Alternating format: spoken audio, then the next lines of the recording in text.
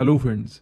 पिछली वीडियो में हम लोगों ने देखा कि 1498 में वास्को डी गामा ने केप रूट की डिस्कवरी कर ली थी। केप रूट को डिस्कवर करके इंडिया के जिस रीजन में ये पहुंचे वो रीजन है Malabar region. Malabar region basically India की वेस्टर्न कोस्टलाइन को कहा जाता है, जो कि कोंकण से लेकर कन्याकुमारी तक स्ट्रेच्ड है। देखा जाए तो ये एरिया रफली वो एरिया है जहां पर आज की डेट में केरला स्टेट है। और जिस समय वास्को डी गामा यहाँ पर पहुंचे उस समय यहाँ पर छोटे छोटे किंगडम्स हुआ करते थे। ये बेसिकली एंशियंट चेरा एम्पायर के 11 सक्सेशन स्टेट्स थे। और इन 11 मेजर सक्सेशन स्टेट्स में से जिस किंगडम में वास्को डी गामा पहुंचे थे वो किंगडम था कैलीकट। कैलीकट केरला में है और आज की डेट में हम इसे कोझिकोड के नाम से जानते हैं। और उस समय ये एक सॉवरेन हिंदू किंगडम हुआ करता था जिसको रूल कर रहे थे नेदु येरप्पू स्वरूपम। कैलीकट के लोग नेदु येरप्पू स्वरूपम को सामुथिरी कहा करते थे।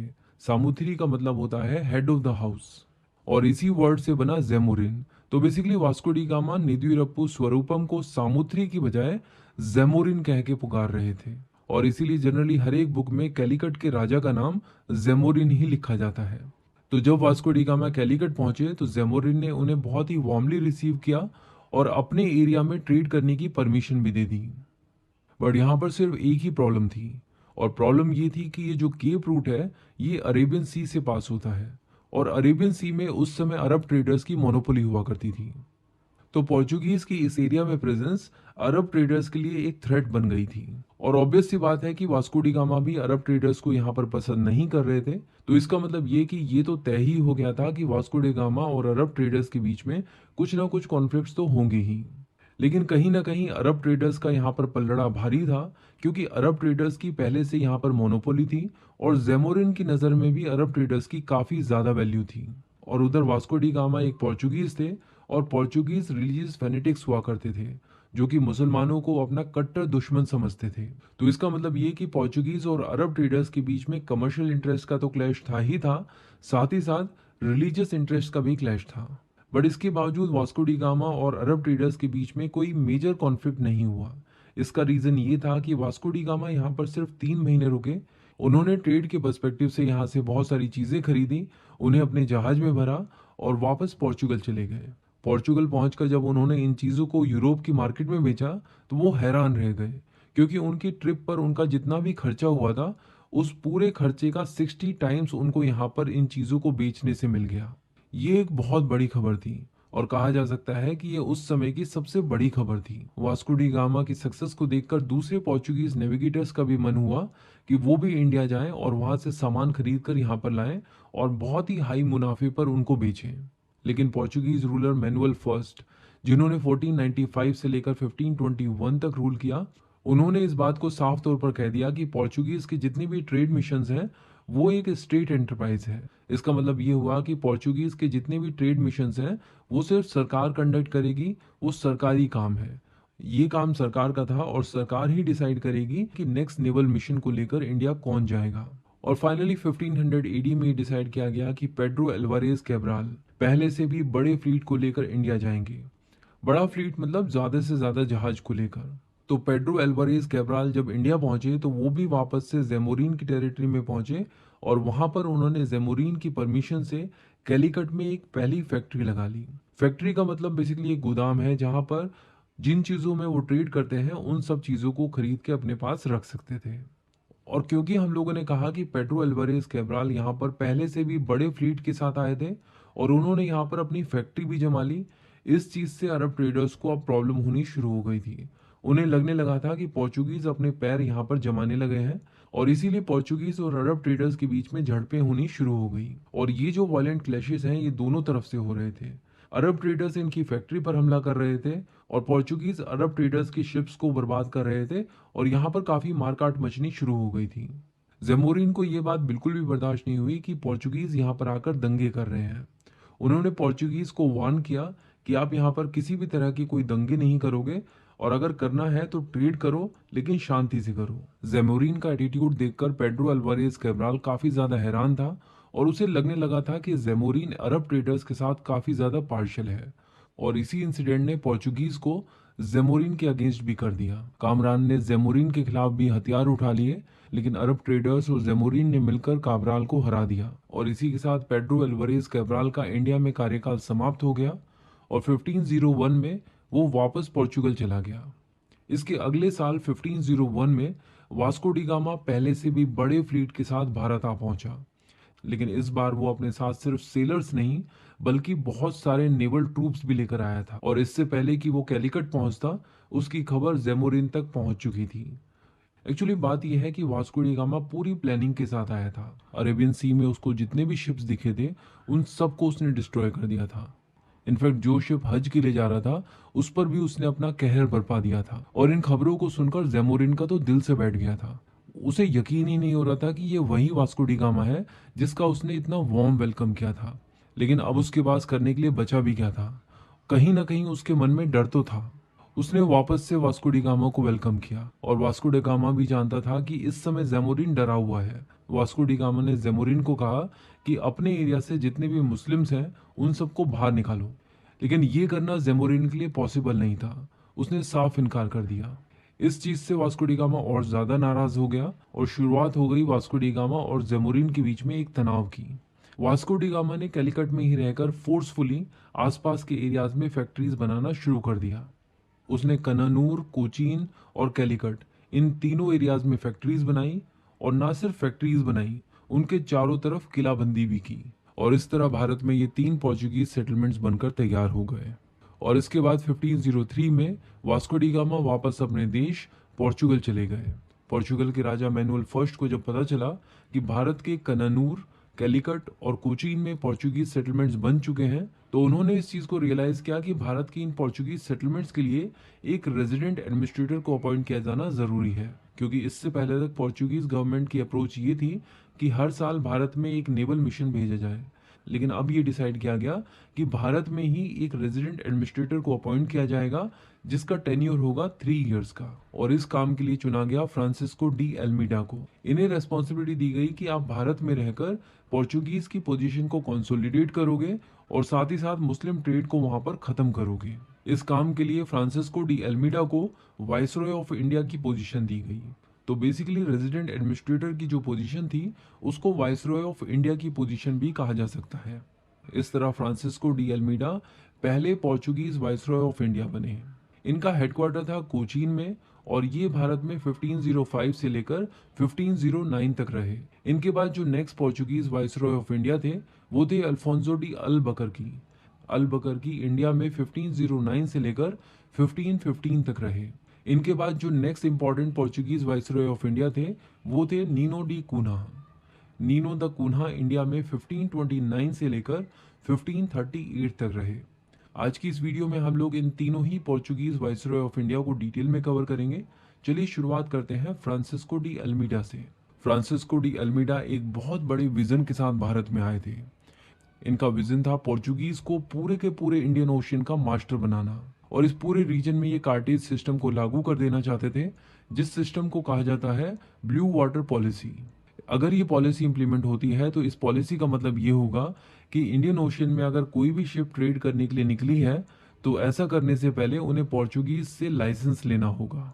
यानी इंडियन ओशियन में ट्रेड करने से पहले उन्हें पोर्चुगीज की परमिशन और उनसे लाइसेंस लेना होगा। और ऑब्वियस सी बात है कि अगर आप इस तरह की पॉलिसी को यहाँ पर इम्प्लीमेंट करना चाहते हो और सोच रहे हो कि इस पूरे रीजन के आप मास्टर बन जाओगे, तो यहाँ पर जो एग्जिस्टिंग पावर्स हैं उनको यहाँ पर दिक्कत होगी। और यहाँ पर एग्जिस्टिंग पावर्स में नाम आता है अरब ट्रेडर्स का, क्योंकि अरेबियन सी में उनके पास मोनोपोली थी। इसके अलावा कैलिकट के रूलर जेमोरिन को भी इससे प्रॉब्लम थी, क्योंकि उन्हीं के एरिया में ये ट्रेड हो रहा था। इसके अलावा मैप को अगर आप ध्यान से देखेंगे तो आप देख सकते हैं कि रेड सी के थ्रू अरेबियन सी और इंडिया के साथ ट्रेड इजिप्ट भी कर रहे थे। तो इजिप्ट के जो मामलुक सुल्तान थे उनको भी पोर्चुगीज के इन इरादों से प्रॉब्लम थी। अब सोच के देखिए कि और किसको प्रॉब्लम हो सकती थी। प्रॉब्लम गुजरात को भी हो सकती थी। और उस समय गुजरात में एक बहुत ही पावरफुल रूलर हुआ करते थे जिनका नाम था महमूद बेगड़ा। आपको याद होगा कि हम लोगों ने मेडिवल हिस्ट्री के कोर्स में इनके बारे में डिटेल में बात की थी। तो अब ये जो 4 प्लेयर्स हैं इनका मुकाबला पोर्चुगीज के साथ होना तय था। और इंटरेस्टिंग बात यह है कि इजिप्ट के मामलुक सुल्तान और गुजरात के महमूद बेगड़ा ये दोनों मिलकर पोर्चुगीज का सामना करने के लिए तैयार थे। इसके अलावा पोर्चुगीज को अरब ट्रेडर्स और जमोरिन का भी सामना करना था। पोर्चुगीज ने बहुत ही आसानी के साथ अरब ट्रेडर्स और जमोरिन को हरा दिया। अब बचे इजिप्ट के मामलुक सुल्तान और गुजरात के महमूद बेगड़ा, इन दोनों ने मिलकर पोर्चुगीज के ऊपर हमला कर दिया। ये बैटल हुआ था दीव के पास में। 1507 के इस बैटल में पोर्चुगीज की हार हुई और अल्मेडा का बेटा, जो कि एक नेवल कैडेट था, वो भी इस बैटल में मारा गया। लेकिन अगले ही साल 1508 में अल्मेडा ने इसका बदला ले लिया। उसने इजिप्ट और गुजरात की कंबाइंड आर्मी को एक साथ हरा दिया। पोर्चुगीज के लिए एक बहुत बड़ी जीत थी, लेकिन इसी के साथ अल्मेडा का कार्यकाल इंडिया में समाप्त हुआ और वो पोर्चुगल के लिए रवाना हो गए। इनकी जगह ली अल बकरकी ने, जो 1509 में next Portuguese viceroy of India बने। अल बकरकी चाहते थे कि पूरे के पूरे ओरिएंटल कॉमर्स को पोर्चुगीज डोमिनेट करें। कहने का मतलब ये कि पूरे ईस्ट और फार ईस्ट, यानी इंडिया, चाइना, मलक्का, इंडोनेशिया, यहाँ पर जो भी ट्रेड हो रहा है उसके ऊपर पोर्चुगीज की डोमिनेंस हो। अगर आप इस चीज को गहराई से समझने की कोशिश करो तो ये सिर्फ इतना ही कहना चाह रहे हैं कि पूरे के पूरे इंडियन ओशियन के ऊपर जो ट्रेड हो रहा है उसके ऊपर पोर्चुगीज की डोमिनेंस होनी चाहिए। तो अगर हम ये समझ पा रहे हैं तो आप ये भी समझ पा रहे होंगे कि ये तो बिल्कुल एग्जैक्टली वही पॉलिसी है जो कि अल्मेडा की भी थी। अल्मेडा भी तो यही चाहते थे। तो फिर डिफरेंस क्या है? सिर्फ वर्ड्स का डिफरेंस है क्या? नहीं, ये डिफरेंस सिर्फ वर्ड्स का डिफरेंस नहीं है। अल बकरकी की राइटिंग से हमें काफ़ी कुछ डिटेल्स मिलती हैं, जिससे हमें पता चलता है कि इनकी पॉलिसी अल्मेडा की पॉलिसी से डिफरेंट थी। इन्होंने अपनी राइटिंग्स में लिखा है कि अगर हम लोग अपना डोमिनियन सिर्फ नेवी के दम पर बनाएंगे तो वो ज़्यादा लंबा नहीं चल पाएगा, क्योंकि ऐसे में ना तो नेटिव रूलर्स हमारे साथ ट्रेड करेंगे और ना ही वो हमारे साथ किसी भी तरह की कोई फ्रेंडली ट्रीटी करेंगे। इसका मतलब ये कि अगर हमें इंडियन ओशियन के ऊपर राज करना है तो हम सिर्फ इंडियन ओशियन के ऊपर ध्यान नहीं दे सकते, हमें आसपास के एरियाज में फोर्ट्स बनाने होंगे। और यही बात इनकी पॉलिसी में भी देखने को मिलती है। और ये जो फोर्ट्स हैं ये बेसिकली कोई फैक्ट्री वाले फोर्ट्स नहीं है। यहाँ पर बात हो रही है एक पूरे के पूरे रीजन को अपने कंट्रोल में लेने की और उसको फोर्टिफाई करने की। और इस मुहिम में इनकी पहली पसंद थी गोवा। इस पॉलिसी को इम्प्लीमेंट करने के लिए गोवा इनके लिए एक बहुत ही स्ट्रेटेजिकली इंपॉर्टेंट लोकेशन थी। और वो इसलिए क्योंकि गोवा एक नेचुरल हार्बर और फोर्ट तो है ही, इसके अलावा पोर्चुगीज यहाँ पर रहकर पूरे के पूरे मालाबार ट्रेड को कमांड कर सकते थे। और साथ ही साथ क्योंकि ये एरिया डेक्कन रीजन से भी जुड़ा हुआ है तो डेक्कन रूलर्स के ऊपर भी वो अपनी नज़र रख सकते थे।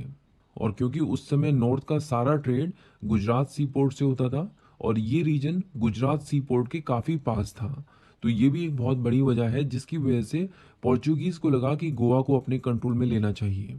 लेकिन उस समय गोवा के ऊपर बीजापुर के रूलर आदिल शाह का कंट्रोल हुआ करता था।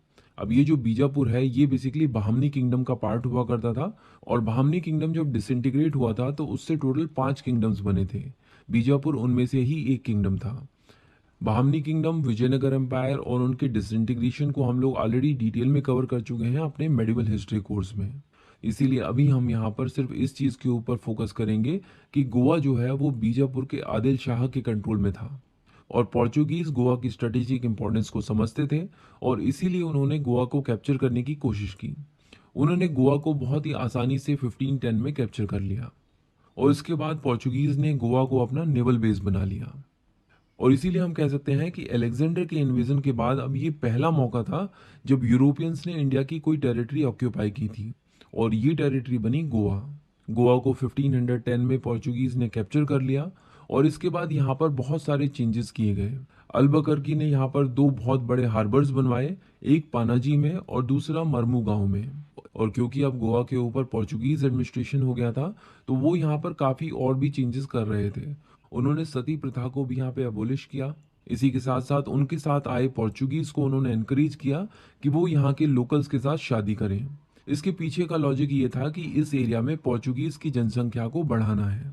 वो चाहते थे कि ऐसा लगना चाहिए कि ये पूरा का पूरा एरिया एक पोर्चुगल सेटलमेंट है और इसीलिए उन्होंने यहाँ की ऑफिशियल लैंग्वेज भी पोर्चुगीज कर दी, यानी सारे सरकारी कामकाज यहाँ पे पोर्चुगीज लैंग्वेज में होने वाले थे। और इसीलिए उन्होंने यहाँ पर काफ़ी सारे स्कूल्स भी खोले ताकि लोकल्स को ये लैंग्वेज सिखाई जा सके। इसके अलावा उन्होंने गोवा में बिल्डिंग्स, रोड्स और काफ़ी सारे इरिगेशन वर्क्स भी किए। इसके अलावा कई सारी न्यू क्रॉप्स जैसे कि टोबैको, कैश्यूनट और कोकोनट की नई वैरायटी को भी इन्होंने यहाँ पर इंट्रोड्यूस किया। तो चलिए मैप के थ्रू समझते हैं कि अल बगरकी ने अपनी पॉलिसी को आखिर किस तरह से इम्प्लीमेंट किया। देखिए, हम लोगों ने देखा कि सबसे पहले इन्होंने गोवा को अपने कंट्रोल में लिया। इसके बाद इन्होंने अपना नेक्स्ट फोर्ट बनाया कोलंबो में, जो कि श्रीलंका में है। उसके बाद ये पहुंचे अचिन यानी सुमात्रा, जो कि इंडोनेशिया में है। और साथ ही साथ इन्होंने मलक्का पोर्ट को भी अपने कंट्रोल में ले लिया। इसका मतलब ये है कि इंडो चाइना ट्रेड रूट का जो एंट्री पॉइंट है वो भी इन्होंने अपने कंट्रोल में ले लिया, और साथ ही साथ इंडो चाइना ट्रेड रूट का जो एग्जिट पॉइंट है वो भी इन्होंने कंट्रोल में ले लिया। यानी इंडिया और चाइना के बीच में अब जो भी ट्रेड होगा उसके ऊपर इनका कंट्रोल होगा। इसके अलावा इन्होंने पर्शियन गल्फ के माउथ पर ओमरूज आइलैंड को अपने कंट्रोल में ले लिया। कहने का मतलब ये कि पर्शियन गल्फ की जो एंट्री है अब उसके ऊपर इनका कमांड हो गया, यानी पर्शियन गल्फ में जो भी ट्रेड होगा उसके ऊपर इनका कंट्रोल होगा। इसके अलावा आइलैंड ऑफ सोकोत्रा को भी इन्होंने अपने कंट्रोल में ले लिया। ये वो जगह है जहां पर रेड सी से आने वाला ट्रैफिक अरेबियन सी में आकर मिलता है। तो अगर आपका आइलैंड ऑफ सोकोत्रा के ऊपर कंट्रोल है तो इसका मतलब ये है कि रेड सी और आसपास के पूरे रीजन में जो भी ट्रेड हो रहा है उसके ऊपर भी आपका कंट्रोल हो गया। इसी के साथ साथ अफ्रीका के ईस्ट कोस्ट पर भी इन्होंने काफी सारे रीजन्स को अपने कंट्रोल में ले लिया था। और इस तरह हम कह सकते हैं कि पूरे के पूरे इंडियन ओशन के ऊपर इन्होंने अपना डोमिनेंस एस्टेब्लिश कर लिया था। इसका मतलब ये कि इंडियन ट्रेड से अरब्स को इन्होंने लात मार के भगा दिया। और जैसे कि हमने देखा कि ओमरूज, गोवा और मलक्का के ऊपर इनका कंट्रोल था, इसका मतलब ये कि पोर्चुगीज का पूरे के पूरे इंडियन ओशन के ऊपर कंट्रोल था। और इस पूरे के पूरे इंडियन ओशन में इन्होंने एक परमिट सिस्टम लागू कर दिया था। यानी इंडियन ओशन में अगर किसी भी शिप को सेल करना है तो ऐसा करने से पहले उन्हें पोर्चुगीज से परमिट लेना होगा। तो आप देख सकते हैं कि अलबकर जिस समय पोर्चुगीज वाइसरॉय ऑफ इंडिया थे उस समय ऐसे कई सारे डेवलपमेंट्स हुए जिसकी वजह से पोर्चुगीज की पावर ईस्ट में बहुत तेजी से बढ़ी, और इसीलिए अलबकर को real founder of Portuguese power in east कहा जाता है। तो ये थी डिटेल्स अलबकर की, जो पोर्चुगीज वाइसरॉय ऑफ इंडिया रहे 1509 से लेकर 1515 तक। इसके बाद जो next important Portuguese viceroy of India थे वो थे नीनो दी कूना, जो यहाँ पर पोर्चुगीज वाइसरॉय ऑफ इंडिया रहे 1529 से लेकर 1538 तक। इन्होंने सबसे पहला काम ये किया कि पोर्चुगीज गवर्नमेंट का जो इंडियन हेडक्वार्टर कोचीन में था उसको इन्होंने शिफ्ट करके गोवा में कर दिया। ये कार्य इन्होंने 1530 में कर दिया था। और क्योंकि इस समय तक इंडिया के वेस्टर्न कोस्ट के ऊपर पोर्चुगीज का अच्छा खासा इन्फ्लुएंस हो चुका था, तो इन्होंने डिसाइड किया कि इंडिया के ईस्ट कोस्ट पर भी अब हमें अपना इन्फ्लुएंस लाना होगा। और इसके लिए इन्होंने इंडिया के ईस्ट कोस्ट पर भी पोर्चुगीज सेटलमेंट्स बनाने शुरू कर दिए, जिसका हेडक्वार्टर बनाया गया हुगली को, जो कि बंगाल में है। देखो, पोर्चुगीज को अब भारत में आए लगभग 30-35 साल हो चुके थे।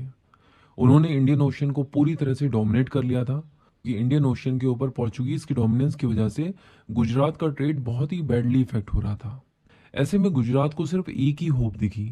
उनको लगा कि अगर किसी भी तरह से ऑटोमन रूलर्स की मदद ली जा सके तो हम इन पोर्चुगीज की डोमिनेंस को कम कर सकते हैं। ये वो समय था जब गुजरात के रूलर थे बहादुर शाह। इन्होंने ऑटोमन एम्पायर को कई सारी एम्बेसीज भेजी और उनसे मदद मांगी। ऑटोमन रूलर ने भी इनकी मदद के लिए एक बहुत ही स्ट्रॉन्ग नेवी भेजी, और साथ ही भेजे दो बहुत ही कैपेबल तुर्किश ऑफिसर्स। इन्हीं दो तुर्किश ऑफिसर्स में से एक ऑफिसर था रूमी खान, जिसे बहादुर शाह ने दीव का गवर्नर बनाया था। यही रूमी खान आगे चलकर मास्टर गनर के रूप में काफी ज्यादा फेमस हुआ था। और 1531 में नीनो द कूना ने जब दीव के ऊपर अटैक किया तो इसी रूमी खान ने पोर्चुगीज के इस अटैक को रिपल्स कर दिया था। तो हम लोग इस बात को समझ पा रहे हैं कि बहादुर शाह ऑटोमन तुर्क्स की मदद से पोर्चुगीज को एटलीस्ट वन हैंड डिस्टेंस पर रखने में कामयाब हो गए थे। बट इसके बाद फिर से सिचुएशन चेंज होती हुई नजर आई। भारत के नॉर्थ में मुगल एम्पायर एस्टेब्लिश हो चुका था। मुगल रूलर हुमायूं गुजरात के ऊपर अटैक की तैयारी कर रहे थे। ऐसे में गुजरात के रूलर बहादुर शाह ने सोचा कि अगर मुगल्स का मुकाबला करना है तो उन्हें पोर्चुगीज की मदद लेनी होगी, और इसीलिए उन्होंने पोर्चुगीज के साथ नेगोशिएशन शुरू किए, और इस तरह इन दोनों के बीच में साइन हुई ट्रीटी ऑफ बसायन। ये बेसिकली एक डिफेंसिव ऑफेंसिव अलायंस थी। इस ट्रीटी में ये फैसला हुआ कि दीव, जो अब तक गुजरात का पार्ट हुआ करता था, वो अब पोर्चुगीज टेरिटरी का पार्ट होगा। और जैसा कि इस ट्रीटी के नाम से ही जाहिर है, ये ट्रीटी थी ट्रीटी ऑफ बसायन। बहादुर शाह ने इस ट्रीटी में आइलैंड ऑफ बसायन भी पोर्चुगीज को दे दिया। बसाइन बेसिकली वसई वाला एरिया है।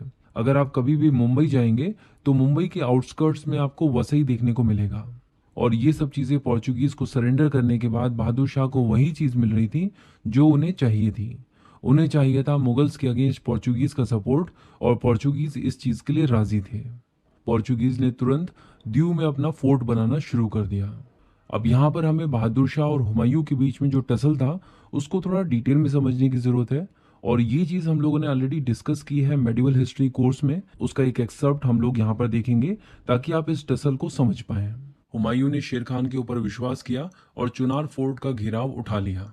हिस्टोरियंस कहते हैं कि हुमायूं को ये डिसीजन बहुत ही जल्दबाजी में लेना पड़ा था, क्योंकि इंडिया के वेस्ट में पॉलिटिकल डायनेमिक्स बहुत ही तेजी से चेंज हो रही थी। बात यह है कि बहादुर शाह, जो कि मुगल एम्पायर के लिए एक बहुत बड़ा थ्रेट था, उसने मेवाड़ के ऊपर अटैक कर दिया था। और आप सोच के देखिए कि अगर बहादुर शाह मेवाड़ को जीत लेता है तो दिल्ली और आगरा से उसकी प्रॉक्सिमिटी काफ़ी ज़्यादा बढ़ जाएगी। तो बहादुर शाह यहाँ पर मेवाड़ का घेराव करके बैठा हुआ था। और उस समय मेवाड़ के रूलर थे राणा विक्रमादित्य, जिनकी आयु उस समय काफ़ी कम थी और बहादुर शाह का मुकाबला करने के लिए ये सक्षम नहीं थे। ऐसे में कहा जाता है कि रानी कर्णावती, जो कि राणा विक्रमादित्य की मदर और राणा सांगा की विडो थी, उन्होंने हुमायूं को राखी भेजी और उनसे मदद मांगी।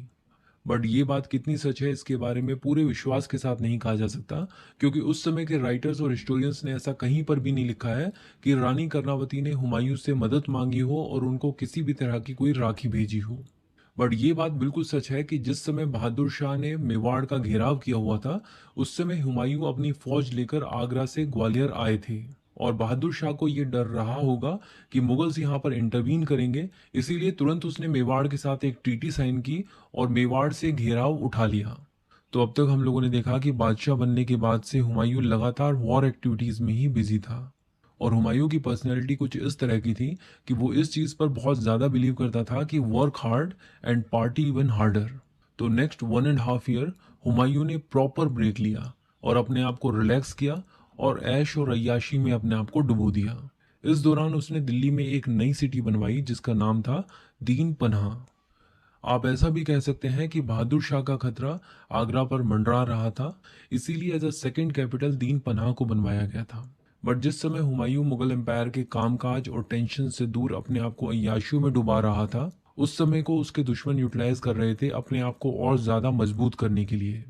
शेर खान पहले से और ज्यादा पावरफुल हो चुका था और बहादुर शाह ने कई सारे ईस्टर्न राजस्थान के रीजन्स इंक्लूडिंग अजमेर को भी कैप्चर कर लिया था।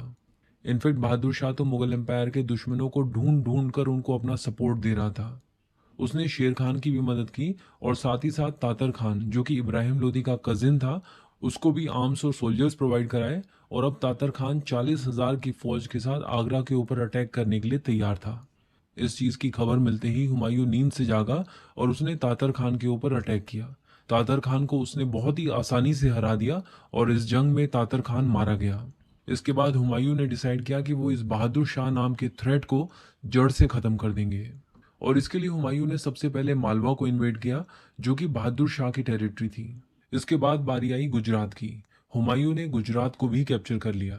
ऐसे में बहादुर शाह पहले भागकर कैम्बे पहुंचा और उसके बाद दीव, यानी वो भागकर पोर्चुगीज की शरण में पहुंच गया था। और इस न्यूली एक्वायर्ड टेरिटरी को गवर्न करने की जिम्मेदारी हुमायूं ने अपने भाई अस्करी को दे दी। और इसके बाद हुमायूं ने रुख किया शेर खान की तरफ, क्योंकि शेर खान जिस तरह की एक्टिविटीज कर रहा था उससे मुगल एम्पायर को आगे चलकर खतरा हो सकता था। एक्चुअली बिहार में जितने भी अफगान सरदार्स थे उन सबको शेर खान ने अपने अंडर में ले लिया था और एक बहुत बड़ी फौज तैयार कर ली थी। इसके अलावा हुमायूं ने जब चुनार फोर्ट का घेराव उठाया, उसके तुरंत बाद शेर खान ने बंगाल के राजा को हरा दिया था और उससे एक बहुत बड़ी मात्रा में वॉर इंडेमनिटी भी वसूल करी थी। तो अब आप सोच रहे होंगे कि शेर खान का जो बेटा था कुतुब खान, वो तो अभी भी हुमायूं के कब्जे में होगा, तो शेर खान हुमायूं के अगेंस्ट इतना सब कुछ प्लान कैसे कर पा रहा था। तो बात यह है कि कुतुब खान पहले ही हुमायूं के चंगुल से छूटकर भाग गया था और इसीलिए शेर खान को अब हुमायूं का किसी भी तरह का कोई डर नहीं था। बट हुमायूं ने अब ये तय कर लिया था कि जिस तरह उसने बहादुर शाह को यहाँ से हटाया है, ठीक उसी तरह शेर खान को भी वो अपने रास्ते से हटा देगा। 1537 में शेर खान को खत्म करने के लिए हुमायूं जब उसकी तरफ बढ़ ही रहा था, तभी उसे खबर मिली कि उसका भाई अस्करी, जो कि इतना ज्यादा एक्सपीरियंस नहीं था, उसके हाथ से गुजरात और मालवा निकल चुका है। ये एक बहुत बड़ा डिस्ट्रैक्शन था, लेकिन हुमायूं अब अपने लक्ष्य से भटक नहीं सकता था। उसे खबर मिली कि शेर खान अभी भी चुनार के किले में मौजूद है और इसीलिए हुमायूं ने वापस से चुनार फोर्ट का घेराव कर लिया। हुमायूं तो आपने देखा कि मुगल्स और बहादुर शाह के बीच में किस तरह का टसल था और इस टसल में पोर्चुगीज ने बहादुर शाह को किस तरह से मदद किया। लेकिन अब 1537 तक सिचुएशन ये है कि मुगल्स को गुजरात से बाहर निकाला जा चुका है और क्योंकि गुजरात के रूलर के ऊपर जो संकट था वो टल गया, तो अब उनको ये लग रहा है कि पोर्चुगीज के साथ जो ट्रीटी ऑफ बसाइन उन्होंने साइन की थी ये गलत हो गई, ये नहीं करना चाहिए था, पोर्चुगीज को ड्यू नहीं देना चाहिए था। तो गुजरात के रूलर बहादुर शाह ने क्या किया कि इन्होंने Portuguese viceroy of India Nuno da Cunha से दोबारा से बात की। इन्होंने कहा कि यार ये जो ट्रीटी ऑफ बसाइन है ये मुझे जम नहीं रही है, क्या हम इस ट्रीटी को वापस से रीनेगोशिएट कर सकते हैं। नीनो डी कुन्हा ने कहा कि यार क्या बात कर रहे हो, छोटी मोटी बातें हैं, दोनों भाई मिलेंगे और रीनेगोशिएट कर लेंगे, कोई दिक्कत की बात नहीं है। तो इस तरह 1537 में ही बहादुर शाह के पास एक पोर्चुगीज शिप भेजी गई, वो उसमें बैठ गए। बहादुर शाह को लगने लगा कि शायद कोई षड्यंत्र हो रहा है जिसमें शायद उसको मारा जा सकता है। धक्का मुक्की हुई और इसी बीच बहादुर शाह को उठाकर समुद्र में फेंक दिया गया और इस तरह बहादुर शाह की डेथ हो गई। ये थी details Portuguese settlements in India की।